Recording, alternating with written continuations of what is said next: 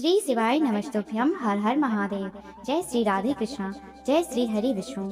आप सभी भक्तजनों का आपके अपने भक्ति यूट्यूब चैनल पर हृदय से स्वागत है।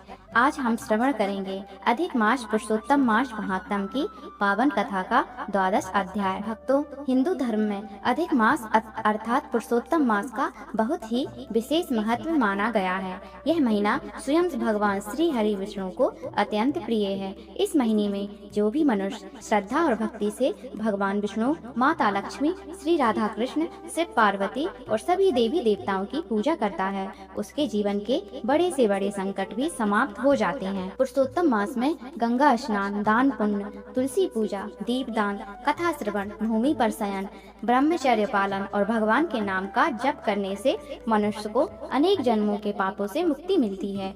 तो आइए भक्तों, बिना किसी विलंब के सुनते हैं अधिक मास पुरुषोत्तम महात्मा कथा का 12वां अध्याय। तो प्रेम से बोलिए श्री राधे कृष्ण भगवान की जय, भगवान विष्णु की जय। नारद जी बोले, हे प्रभु, जब भगवान से वहाँ से चले गए तब उस तपस्विनी कन्या ने क्या किया, उसके बाद उसके जीवन में क्या हुआ, कृपा करके विस्तार से बताइए। आपके मुख से निकली हुई कथा अमृत के समान है, उसे सुनकर जीव का कल्याण होता है। तब श्री नारायण बोले, हे नारद, अब मैं तुम्हें वह अद्भुत कथा सुनाता हूँ जिसे स्वयं भगवान श्री कृष्ण ने धर्मराज युधिष्ठिर से कहा था।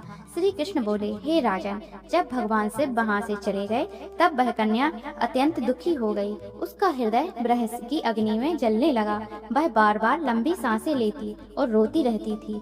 उसकी अवस्था ऐसी हो गई जैसे भीषण गर्मी में कोई कोमल लता सूख जाती है। समय धीरे धीरे बीतने लगा, लेकिन उसके मन का दुख समाप्त नहीं हुआ। जिस प्रकार कोई सर्प अवसर पाकर चूहे को अपने बस में कर लेता है, उसी प्रकार काल ने उस कन्या को अपने प्रभाव में ले लिया। उसका शरीर तपस्या से कमजोर हो चुका था। वह केवल भगवान के स्मरण में जीवन व्यतीत कर रही थी।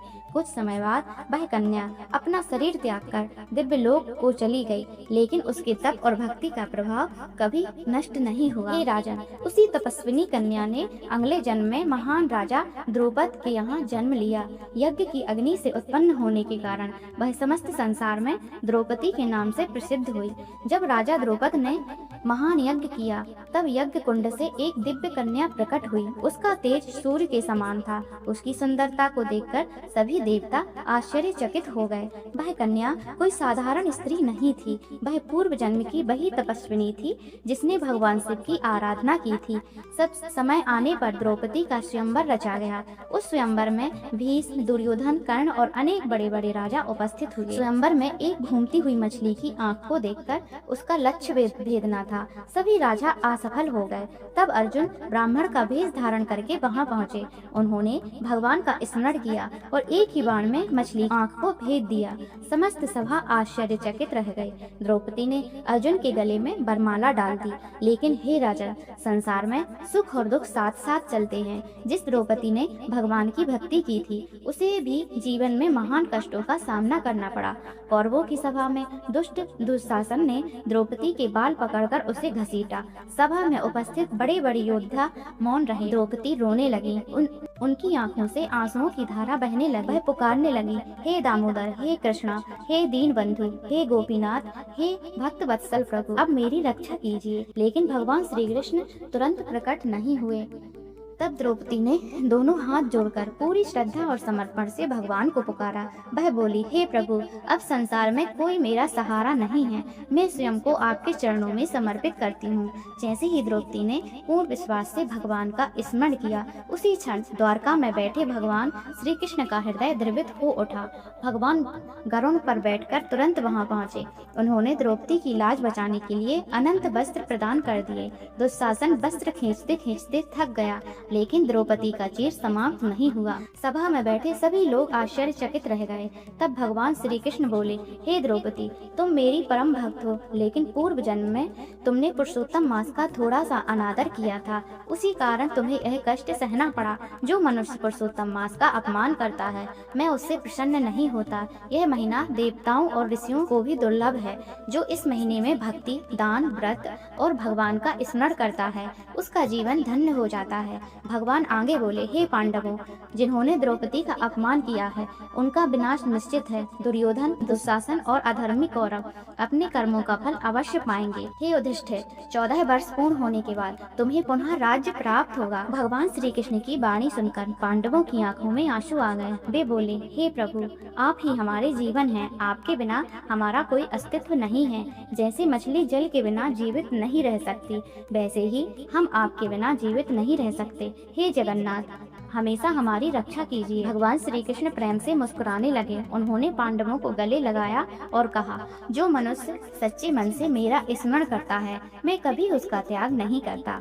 उसके बाद भगवान श्री कृष्ण द्वारका लौटने लगे। पांडव उन्हें जाते हुए देखते रहे। उनकी आंखें नम थीं। भगवान धीरे धीरे रथ पर बैठकर द्वारकापुरी की ओर प्रस्थान कर गए। द्वारका पहुंचकर भगवान श्री कृष्ण का सभी यादवों ने बड़े प्रेम से स्वागत किया। माता देवकी, बलराम जी, रुक्मणी जी और समस्त यादव भगवान के दर्शन पाकर अत्यंत प्रसन्न हुए। इधर पांडव वन में रहते हुए भगवान के वचनों का स्मरण करते रहे। जब पुरुषोत्तम मास आया तब युधिष्ठिर ने अपने भाइयों और द्रौपदी से कहा, हे भाइयों, यह पुरुषोत्तम मास अत्यंत पवित्र है। इस महीने में भगवान विष्णु का पूजन अवश्य करना चाहिए। जो मनुष्य इस महीने में नियम पूर्वक व्रत करता है, कथा सुनता है, दीपदान करता है और भगवान का स्मरण करता है, उसके सभी पाप नष्ट हो जाते हैं। इसके बाद पांडवों ने श्रद्धा और भक्ति से पुरुषोत्तम मास का व्रत किया। उन्होंने दान पुण्य किया, ब्राह्मणों को भोजन कराया, भगवान की कथा सुनी और निरंतर श्री हरि का नाम जपते रहे। भगवान श्री कृष्ण की कृपा से बाद में पांडवों को पुनः अपना राज्य प्राप्त हुआ। हे नारद, पूर्व काल में सूर्य वंश में दृढ़धन्वा नाम का एक राजा था। उसने भी पुरुषोत्तम मास का व्रत किया था। उस व्रत के प्रभाव से उसे अपार धन, सुख, पुत्र, पौत्र और अंत में भगवान का दिव्य धाम प्राप्त हुआ। नारद जी बोले, हे प्रभु, वास्तव में पुरुषोत्तम मास का महात्म्य अनंत है। इसे पूर्ण रूप से कोई नहीं जान सकता। तब सूत जी बोले, हे ऋषियों, पुरुषोत्तम मास का महत्व इतना महान है कि स्वयं भगवान नारायण भी उसका पूरा वर्णन नहीं कर सकते। जो मनुष्य श्रद्धा से इस कथा को सुनता है, उसके जीवन के दुख दूर हो जाते हैं। उसके घर में सुख, शांति और समृद्धि का वास होता है। भगवान विष्णु उस पर अपनी कृपा बनाए रहते हैं। इस प्रकार श्री पुरुषोत्तम मास महात्म्य की पावन कथा के 12 अध्याय की कथा पूर्ण हुई। तो प्रेम से बोलिए, भगवान विष्णु भगवान की जय, माता लक्ष्मी की जय, सभी देवी देवताओं की जय। भक्तों, अगले अध्याय में हम सुनेंगे एक और अद्भुत और चमत्कारी कथा। यदि आप चाहते हैं कि भगवान श्री हरि की कृपा आपके जीवन पर बनी रहे तो वीडियो को लाइक अवश्य करें, चैनल को सब्सक्राइब करें और बेल आइकन को दबा दें ताकि आने वाली हर कथा का नोटिफिकेशन आपको समय पर मिलता रहे। भगवान भोलेनाथ और श्री कृष्ण जी आपके जीवन में सुख, शांति और समृद्धि प्रदान करें। हर हर महादेव। जय श्री राधे कृष्ण।